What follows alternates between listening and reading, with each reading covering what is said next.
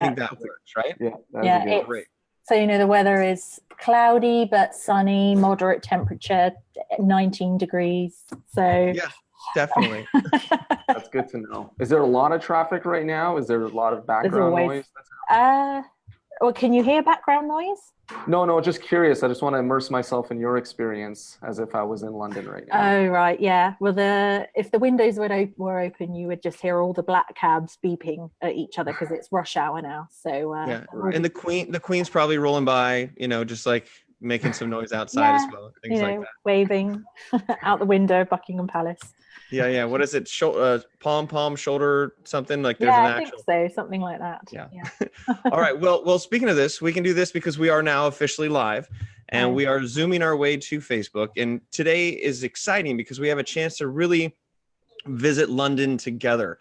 We've got Olivia here and she is our special guest. She's the head of marketing at Pixoneye out of London. And we've got a great moderator who's going to keep this thing popping and basically dissect everything that Olivia knows about scaling up marketing and put it out there onto the internet for all of us to enjoy. And that's Rui Nunes. Am I saying the Nunes correctly? Nunes, close. Nunes. Okay, that's cool. I was close. So Rui Nunes, and he's the director of marketing at Flybits in Toronto. That's right. So we literally have a worldwide thing. I'm here in California, and this podcast of ScaleUp Heroes is really the idea is to get people who are the Clark Kent during the day. You don't see them change into their superhero outfit. And Olivia, I'm sure you'll have to talk to us about your actual superhero outfit. But when it comes to scale up, this is different than startup. Startup is scrappy and we're doing everything we can to get going. Scale up is when you've got the money in, now you're scaling. How do we get 50 new employees within the next month? How do we turn these individuals and attain and require or retain talent and attract talent? All this amazing stuff that gets really confusing and really expensive. And that's why we're going to break it down here. To get more of these types of podcasts for all of your scale up needs, it's the scaleupacademy.io. And it's a great group of individuals. Every week we're here basically live to bring you to London. And we're all around the world as well. But Rui, I'm going to let you take this away. I'm excited for this to be this sort of fireside chat. I might chirp in, and I'm sure we're going to have a lot of great discussion and dialogue. So at the end of the day, we know how to scale up marketing. Rui, take it away, buddy. Thanks, Ryan. I appreciate the intro. So I'm really excited. I'm really excited to take the call here today and be joined with Olivia. One thing I'm also excited about is to eventually see the hand puppets come up from Ryan later on. So stay tuned for that.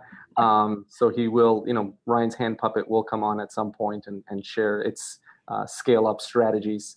But yeah, just like Ryan mentioned, my name is Rui Nunes. I am the director of marketing at Flybits. We're located in Toronto, but we actually have offices across the world. We also have an office in London and an office in California, Redwood City. We are a digital experience platform at Flybits. So we essentially help enterprise businesses, specifically in financial services, deliver next generation contextual experiences. And I'm joined by the lovely Olivia O'Sullivan, the head of marketing at Pixoneye. So I'm going to give her a chance to do her intro, and then we'll get started. Thank you very much, Rui, for a lovely introduction. It's great to be here. So yeah, I'd be delighted to kind of share my thoughts and ideas and kind of my experiences of scaling up marketing teams. I've done it quite a few times in some previous roles that I've done. It certainly takes the right type of person, I think, to be able to tackle scale ups. It's not for the faint-hearted, but it's great fun and it's a brilliant challenge and it's a wonderful learning experience and very rewarding as well, I think. So as Rui quite rightly said, I'm head of marketing at Pixoneye. We're a scale-up business. Our head office, our commercial team is out of London, here in Soho, which is where I'm currently speaking from. We also have our R&D office over in Tel Aviv in Israel, which is predominantly where the majority of our business are. We have about 30 guys out there, all building really kind of high-end, deep artificial intelligence technology. Here in London, we have a commercial team, and that's where we kind of take our product to market. Pixoneye enables companies to build or better understand their customers through on-device AI and deep learning capabilities. And specifically, we help kind of brands hyper-personalize their offerings to drive better engagement and return on investment using AI on device on your mobile phone. So that's kind of what my company does in a nutshell. I'm quite new to Pixoneye. I've been here 4 months now. Previously to that, I worked for a number of SMEs, businesses that normally when I joined didn't have a marketing team or had one person, 2 people in the marketing team, and kind of with a goal of helping the business drive demand very quickly with kind of strong exit plans. And here, when I've joined Pixoneye, my goal is very much that, is help us go from being kind of that startup to now the scale-up business, help us grow our business, our kind of commercial team, help us grow our marketing team from 1 to 2 people to 5, 6, 7 people, help us grow and drive demand really, really fast. So we've had some brilliant investment, and we're now looking to kind of scale our business really, really quickly. Great intro, Olivia. Thank you. That's awesome. So just to get started, I guess jumping off right into the deep end here.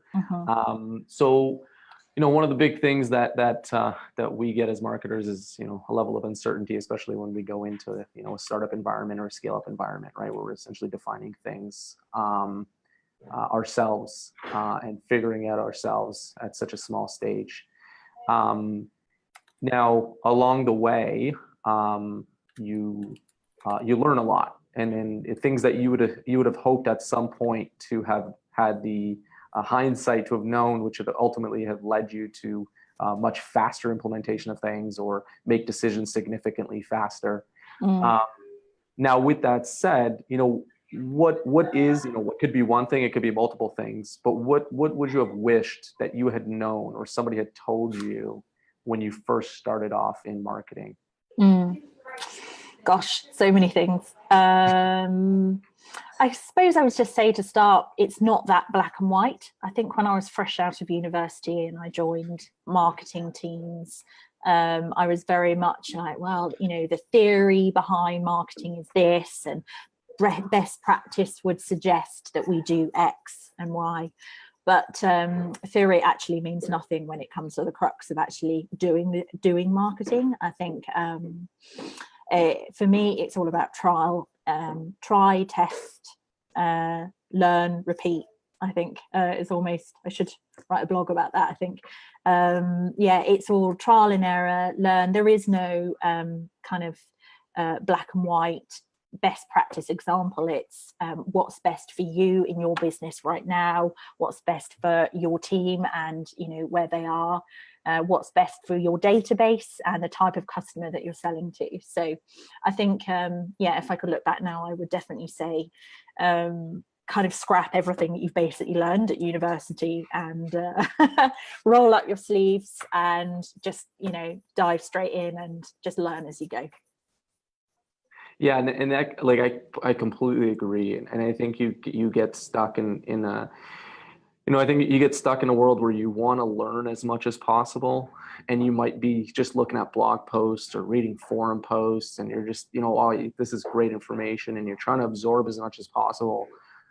But then the time comes where you're gonna have to actually do something, right? Like you can only learn so much of what other people are saying to an extent, right? And then actually applying it, right? I think that's ultimately like what you're saying as well, is is you can absorb information, but you have to test it. You got to hit the market with something and get your own findings. Exactly. And understand how it impacts your audience and your customers, because that's going to change from company to company, industry to industry, and what might work for one might not work for somebody else, right? Correct. So applicability and hitting the market and testing it, I couldn't agree more that's invaluable. And in my personal opinion, I think it's much more valuable than reading blog posts and reading forum posts or attending webinars, except for ScaleUp Academy, of course. that you just gotta do it. Like, forget about what everybody says about try this and try that. Just do it. Pick something, and if it fails, exactly, you learn something. Yeah, quite right. Yeah, you should never be afraid to fail in marketing. It kind of, your best learnings come out of failing, to be honest, in marketing. So yeah, yes. And it's almost cliche nowadays, right? Everybody talks about like fail fast and just don't be afraid to fail. But it is true, right? I think there's some statistics out there that, say like 90% or more of experiments fail, right? And you don't have to be afraid of that. Correct. Yeah. And I suppose when you think about like what does failure look like? I suppose in my job, where I'm very much focused on driving demand and getting leads, failure is you don't get any leads. I mean, it's not the end of the world. You just you try something different, you try something new. So failure doesn't have to be that scary. Yeah, and it's probably not the right word to use, failure, because it seems so morbid, you know what I mean? Like you failed at life. It's kind of something that you see in movies. Yeah. But it's not really the case in real life. No. I think also marketing is so agile that yes, you might try something this morning and you're not getting the results that you want, or the traction that you hoped for. And so, tomorrow morning you tweak it, you make a change and you try again. So it's not the end of the world. Yeah, that's right. And then I guess to segue into my next question, which is around, I believe you mentioned you've been at Pixoneye now for 4 months, which is somewhat aligned to how long I've been at Flybits. I've been at Flybits now for about 7-8 months as well. Okay. So, short term, less than a year. Yeah. Getting our feet wet in a smaller business per se, not necessarily one of the big guys or girls. I just have to make sure I clarify that. So, like I alluded to earlier, there's a certain level of uncertainty or ambiguity when you get into our types of businesses, right? There's a lot of things that aren't defined, no process defined. You have to figure it out and scale as you go. So as it is fresh on your mind, first 90 days, new role, head of marketing, what does that look like? What do you want to accomplish? Interesting question. So I suppose you sort of have to juggle short-term and long-term kind of strategies. So yes, you want in 90 days to have a strong output at the end of it that you can maybe take to your first board meeting and say, hey, thanks for your investment. We've invested this and we've got, XYZ to show for it, leads, new opportunities, new sales. But in the short term, 3 months is quite a long time when you work in a business that, hasn't had a marketing team or has had a very small marketing team, that they've suddenly put some significant investment and gone, great, here you go do and make some magic happen. So in those sort of 90 days, you still need to be able to kind of show, on a weekly basis, kind of some of the output, if you like. Sometimes even if it's visually, sometimes just talking about these, amazing campaigns that you're working on, for anyone that doesn't work in marketing or hasn't worked closely with the marketing department, they can sort of glaze over and probably not really understand what that actually means for the business. So I now do a weekly report and I just show them visually some of the things that we're working on, like email campaigns, digital ads to support, demand generation activities, new downloadable content that might help us, build a database. Tangible things that they can actually see, makes them visualize, oh, this is where our investment is going. This is what the guys are busy doing. So I feel like, you kind of got to manage these short-term and long-term strategies. Yes, you're working to this big picture of, putting, functionality and processes in place and building a team, and you're doing all these great things in your campaigns. But whilst you're busy away doing all these things, everyone else is scratching their heads going, what are they doing? And so just being able to show tangible things really makes a difference to, your internal comms and, making sure that your peers are on board and buy into, marketing. So yeah, for me, that's what the first 90 days looks like. It's your weekly short-term kind of activities matched with your longer-term vision and what you want to have output after your first quarter, essentially. Yeah, it's funny that you mentioned that.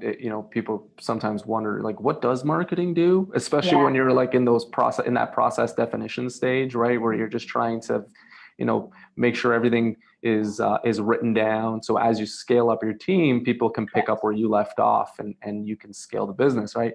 And people are just like looking as like, what do you do exactly? And then you have to demonstrate that the return that the team exactly provides, right? Yeah, I mean, for a lot of businesses scaling, marketing probably wouldn't have been initially had much budget or resource.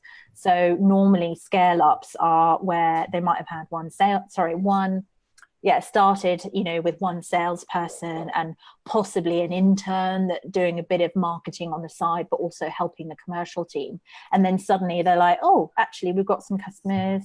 Oh, let's grow this. Or, we need to go to the next tier and the next tier after that. And so you suddenly bring in this marketing team, and they kind of we've got to, rub our elbows and, make a kind of new department from scratch and kind of go, we're here, and, kind of without kind of stepping on toes and getting in the way and upsetting people. I guess a lot of the business need to kind of buy into this marketing team and this investment and what we can do to help the rest of the business, essentially. So a lot of it is a relationship thing, kind of winning your by getting your peers on board with your vision and your strategy and what you hope to achieve. And also you need a lot of your peers as well, I would say. When you're new to a business, you need your peers to help you understand the customer, the product that you're selling. So really getting your colleagues and the whole business on board with marketing is really advantageous. Really quick, just listen in there. It sounds like you're actually marketing your marketing skills internally as a form of marketing, right? Correct. I mean, like, you're marketing your ability to market the company inside of the company, which I think is maybe something that the scale up you forget, because you're so focused on the outbound. But unless you've got a really cool whiteboard in the background like Rui does, like, people might walk into your office and think like, what are you doing? You're like, this is what I'm doing here. So it's a dual marketing strategy. I thought that was unique. I just want to chirp in. Thank you. Yeah, it's a good point. Thank you. Yeah, that's actually really good. I didn't even think about it that way, but that's so true. And and do you find it, we're both in B2B, right? Essentially. And do you find that it's even in B2B versus B2C, it's almost like more so the case, right? Because typically in B2B or typically in B2C, you generally don't have salespeople, or at least like a BDR, AE type of sales force. Yeah. Whereas in B2B, you have that much more, right? And especially at early stage startups, they rely a lot on their AEs and then BDRs, et cetera, to generate business. And they've been used to that process. And now you incorporate, a marketing function, or you're scaling up your marketing function. Yeah. And they're like, but we generate business this way. Now marketing has to support that, both augment what they're doing and generate business themselves. And you have to validate that as an effective function. Yes. Do you find that as well? Absolutely. Yeah, it's something that I've actually experienced most recently is, when you're looking to approach particular businesses from a marketing perspective, and you need to kind of be very aligned with sales. And sales are like, oh, well, I'm already speaking to those people, or, oh, well, I would plan to speak to them once our product, has achieved this, or, and it's sort of like, well, that's absolutely fine, but, perhaps marketing could maybe make this conversation easier for you from a sales perspective. What can we do to make this conversation easier? And, we're here to help sales, not hinder them. So, yeah, absolutely. It's back to that sort of marketing internally conversation of, helping the business understand how they can use marketing to their advantage. That's right. Yeah, that's a good way of putting it. And to add a few more points onto that same subject of like that 90 days in the role, from my perspective as well. So I completely agree with everything you said. Another thing is I find that's valuable is immersing yourself in the business, right? Like everything from understanding financially how the business works. How do you make money? How much money do you make? What are your margins like? understanding customer acquisition cost, lifetime value, getting all those metrics in, right? Because then when you define your campaigns, or when you at least audit the campaigns or the work that's been done, if you've inherited a marketing team, you get a better idea of what works and what doesn't, right? And then you can determine later on whether you want to, nix something from your strategy or the existing strategy, and then apply something else. And then further that is prioritizing that, right? Is understanding what's really going to make the biggest impact, or you believe is going to make the biggest impact on the business, right? You can't work on everything, right? You don't have unless you do, which if some people on this webinar or this podcast do have, 100-person teams, et cetera, that's fantastic. Like, that's great. But for us that are scaling up, we don't have that luxury. So we need to really pick and choose what we work on when we work on it, that ultimately makes the biggest impact on the business. And we need to scrutinize that, right? We really need to scrutinize that. And only the people in the business know what will make that biggest impact. And then ultimately focusing on those, right? Ignore all this other fancy stuff that you think might work, right? It's so easy to get that, like that, even developers and product people, like they get scope creep and all that stuff, where that, their work increases significantly based on all these desires. In marketing, the same thing can happen, right? Where it's like, oh, I want to do this demand gen campaign, and this new tech came out, and I want to try that, and then this influencer strategy seems to be really cool, and I'm going to do that. It's like, okay, slow down, like focus on something, get it done, validate that it works, and then go from there. Otherwise, you're never going to accomplish anything. Absolutely. I would absolutely agree with all of those comments. I would agree also in terms of, when you're prioritizing, you're right, there is so much you can do when you first start. And I suppose when you're quite new to a role as well, you're so enthusiastic and, keen to prove, all these great things could potentially work. And but it's, you're right, you can end up stretching yourself very thin to begin with, and your team. And also, on a scale up budget, budget isn't infinite. So you are restricted by your, what your financial director is allocated to you as well. So you really, in my experience, have to demonstrate ROI from every single activity that you do. So that's been my experience for sure. Awesome. And these are segueing really well into each other, I might add, just to say that. But how do you, what are the most important metrics, or what are the success metrics you look at? Do they differ by channel? Do you go more macro, micro? How do you think about metrics? And then how do you demonstrate success in your role? It's an interesting question. I found something that I've used a lot in quite a few roles. There's a really good HubSpot template that I've used in the past that's free of charge. I found it's the best way to kind of provide the right kind of metrics. So it helps you with the short term, like, what's your social growth? How many web visits have you had?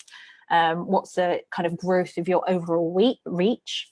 As well as how many leads you're generating, how many of those are converted into sales, and then thinking about the longer term kind of conversion metrics, which you might not need straight away, but they will really help you further down the line. So, from your web visits to MQL to SQL. So from your, say, 10,000 visits to your website, how many of those have you converted into leads that you've then qualified into sales?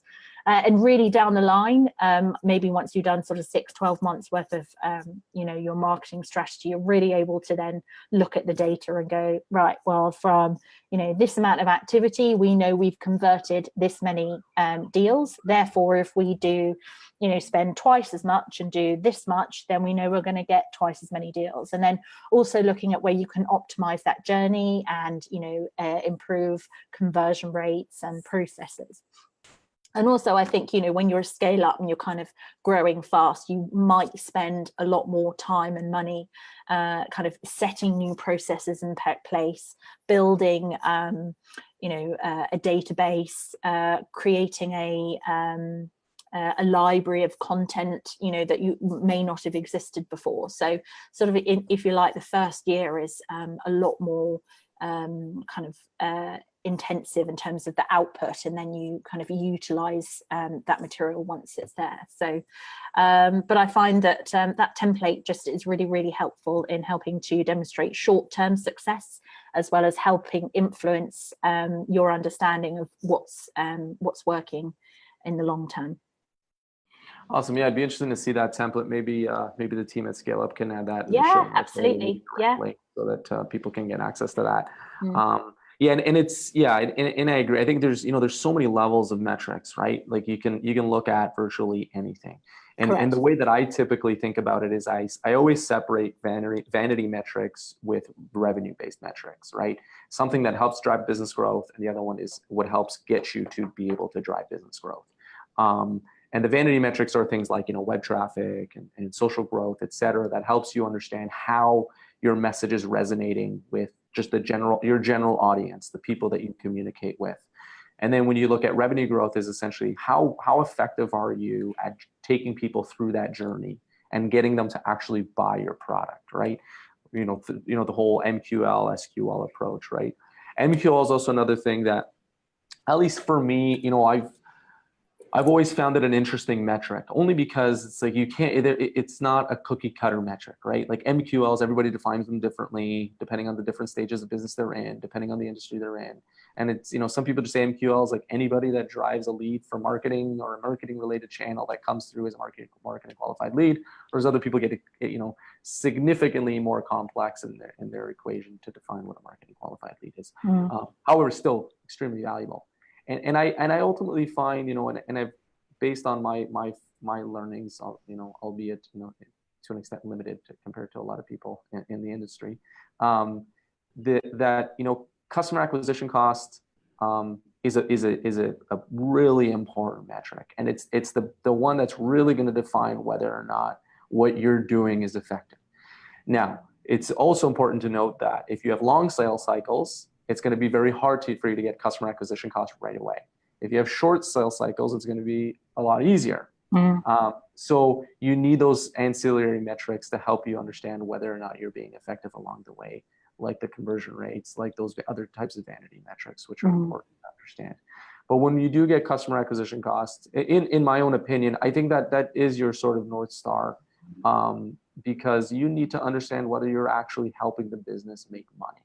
And if the business isn't making money, then everybody else is going to be on LinkedIn looking for jobs. And you don't want to be the one on LinkedIn looking for jobs, especially only if you've only been in the role for a few months or a year or whatever it might be, because the business didn't, make it through. So, yeah, I think it's super important. And one of the books that I really enjoy reading, especially when it comes to topics like this, is Sean Ellis's Hacking Growth book. I think it's a great book to learn about sort of the process of understanding how these metrics work. Getting away from your typical vanity metrics. And there's so many ways of looking at it and differing opinions, et cetera. But I find that Hacking Growth book a very, very good reference point, at least for my own.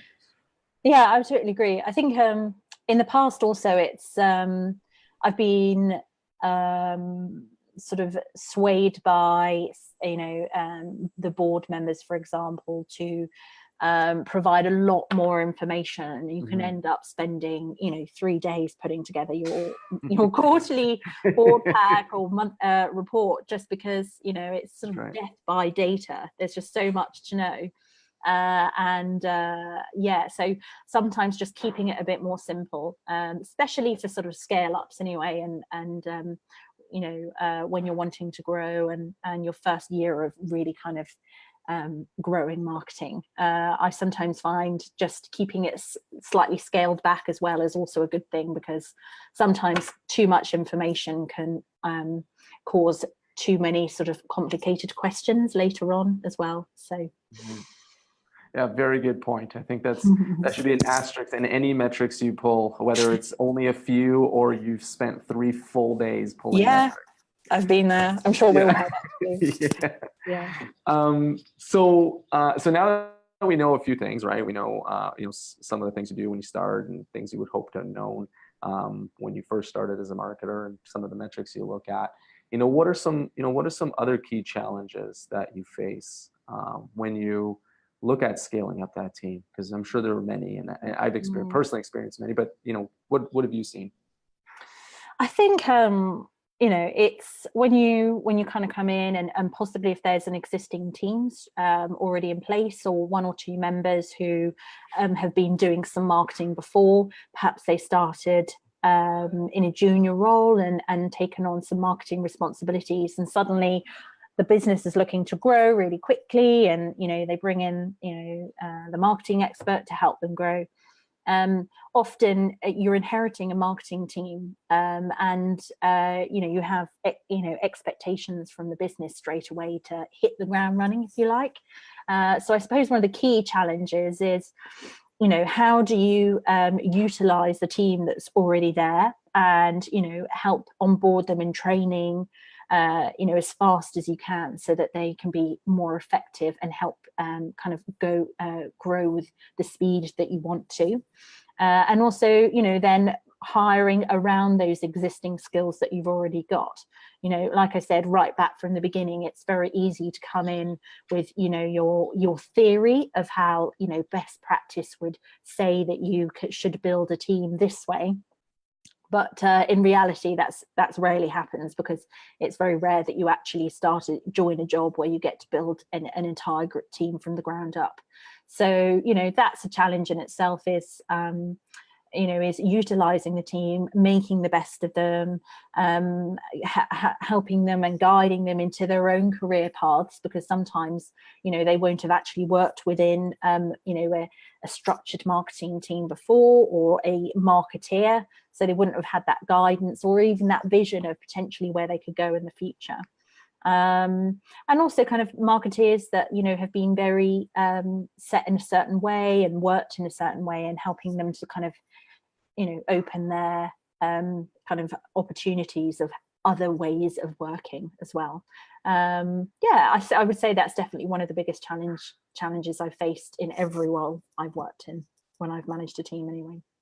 Yeah, that's a great point. It's like the junior marketers, so those that need direction, and the ones set in their own ways, those that need a little more nurturing and of a different nature.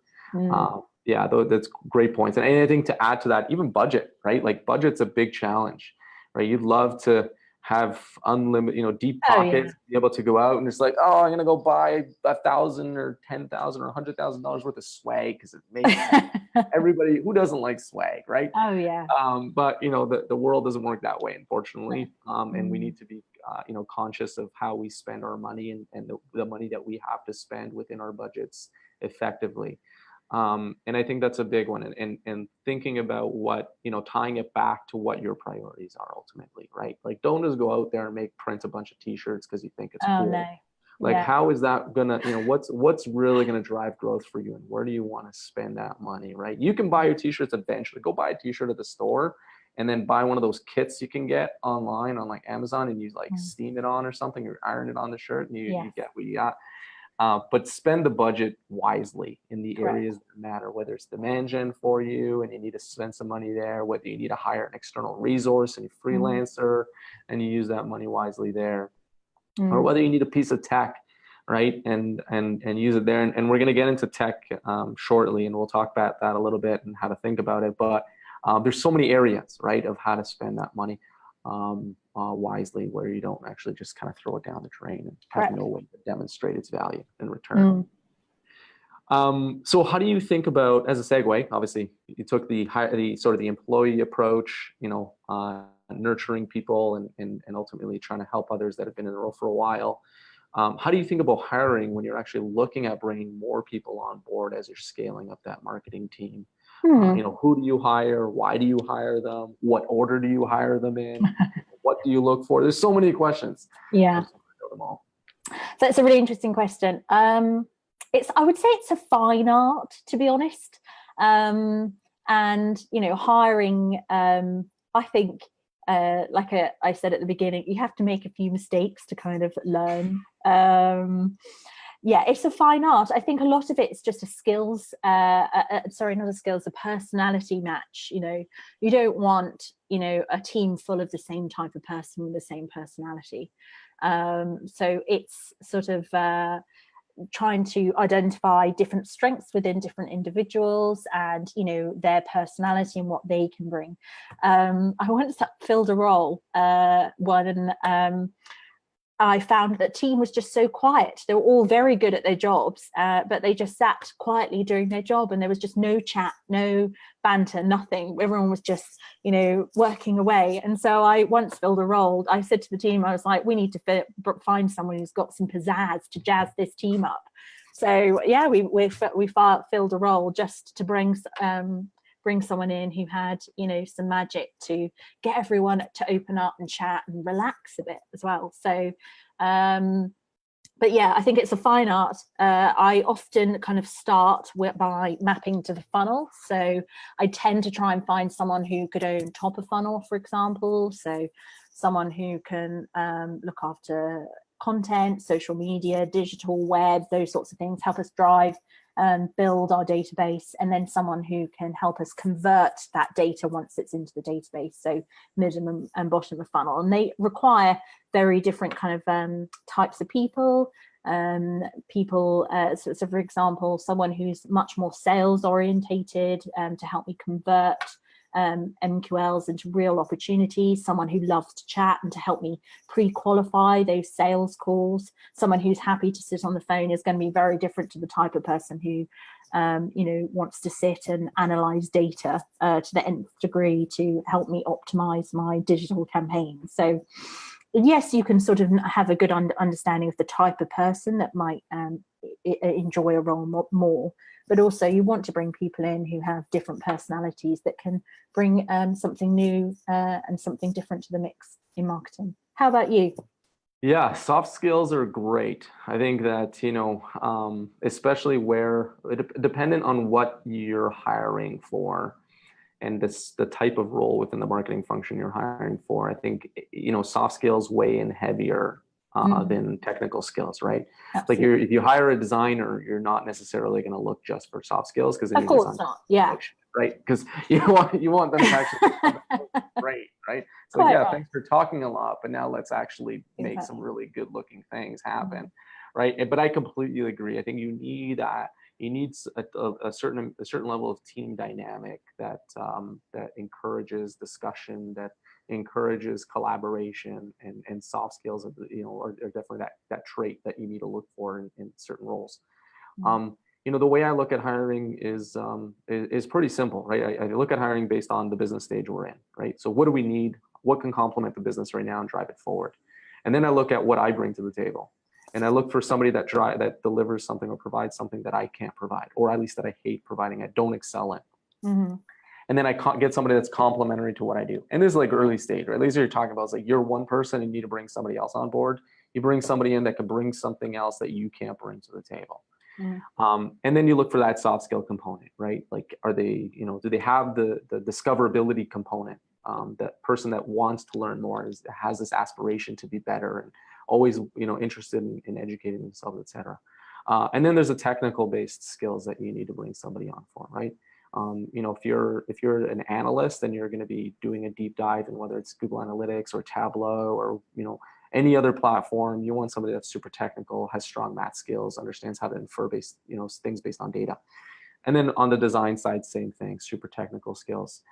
The soft skills come in, I find, typically more when you talk about things like content people and social media, et cetera, people that are more social, people that understand, that are strong in certain components of their skill set. And that's pretty much it, right? Like I think the biggest one for me has always been complementary skills, because if I can do the job, then I don't need somebody to do it for me. I need somebody that can do what I can't do and help drive business growth. And if I can find that person, great. Like that's the one that I want. Absolutely. It's all very well saying things that you can't do, absolutely, but sometimes you just don't have the capacity as well. You just need to have, that's right. Hire someone in that can just take this big, piece of work off your hands and own it, and to free you up to be able to kind of do your job better. Sometimes when you're scaling up and you're going from just being a one-man band to a two, you're stretched so thin that you find that the quality of your own work just gets worse, because you just have so little time to dedicate to each and every job. Yeah, I completely agree, right? You need to delegate. And you need to hire somebody that's competent enough for you to delegate to and to take on further, higher level responsibilities within the organization. So yeah, for sure. Absolutely. So I don't, Ryan, how are we for time here? I know we're on a roll here, but I just want to make sure that we've been on a roll the whole time. We've been rolling the whole time. But I'd say maybe find the final question you want to ask her, and then I have something very special for the recap. It's not going to take much time, but it's very special. I'm so excited about that. Okay. So I think, we had a few more questions, but we're obviously running out of time here. So I think I'll probably just go down to the last one, which is more of a futurist view of marketing. So what do you think the biggest changes or even challenges in marketing are going to be within the next few years?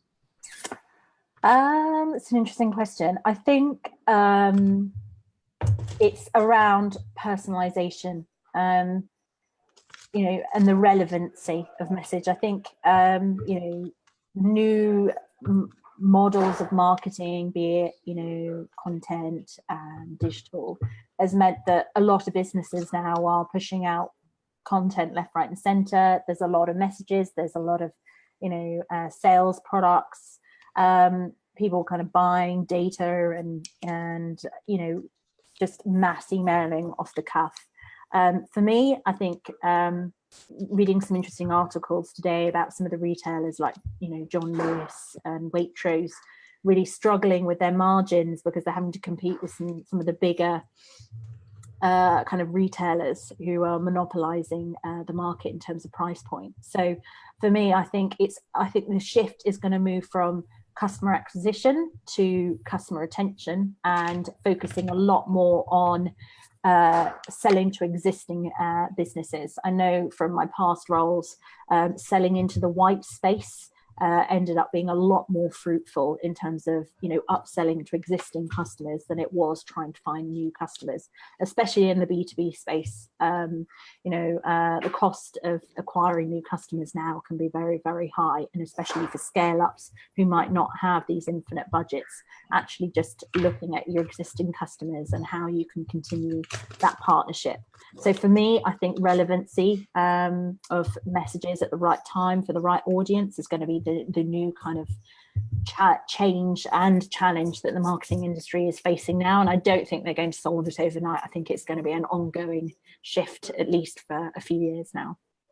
Yeah, I completely agree with increasing that share of wallet, right? I think that you have, you have a head start in being able to, just generate more business from existing accounts, right? There's so much open there, and you can have ancillary products or services, or you might just be missing a component of it that you're just not aware of right away without doing a deep dive into it.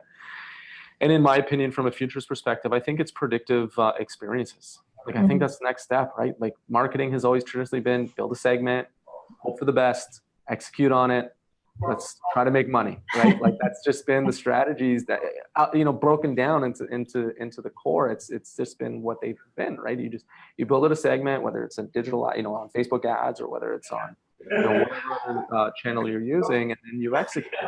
But I think the predictive experiences are definitely going to be next generation. I think that's what's going to be really going to drive growth for businesses, and we're seeing that now, where companies are being much more receptive to one-to-one personalized experiences. Everybody's different. People have different things happening in their lives at different stages in their lives and different times of day. And some people work nights, some people work days, like so many variables. Nobody's the same. Sending an email on Wednesdays at 3 p.m. is not the answer. Just make sure that's clear. Whatever best practice you see online that says Wednesdays, Tuesdays, or Thursdays between 8 a.m. and 3 p.m. is wrong. Yes. Yeah, that's the best practice is do what your customer wants and do what your customer needs. That's the best practice. Absolutely. But Go ahead. Just to add to that, I think it's just be really interesting. I just think marketers are becoming smarter, and they're starting to understand this. I think there's a lot of marketers talking about it, but actually doing it is a very different thing. And I'm really excited to see where this goes. I think, it's really going to be amazing to watch this develop. And at least from a consumer point of view, if nothing else, to kind of watch how marketing changes. Yeah. Well, thank you, Olivia. I hope you enjoyed this as much as I did.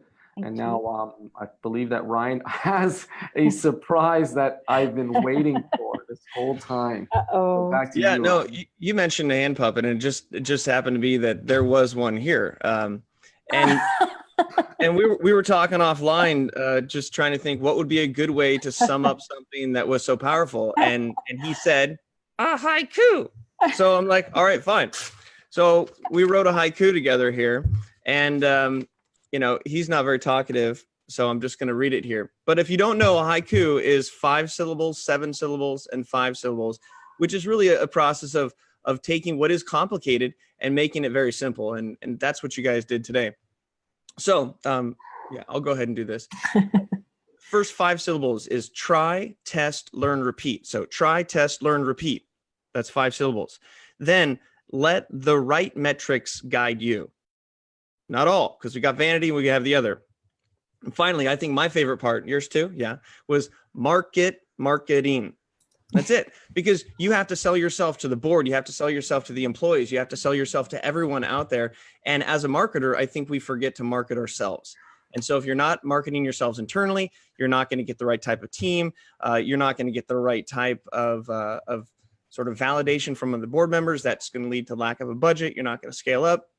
So this idea of try, test, learn, repeat, make sure that you're using the right metrics, and marketing. So there's our haiku. Got to get a little credit out of here.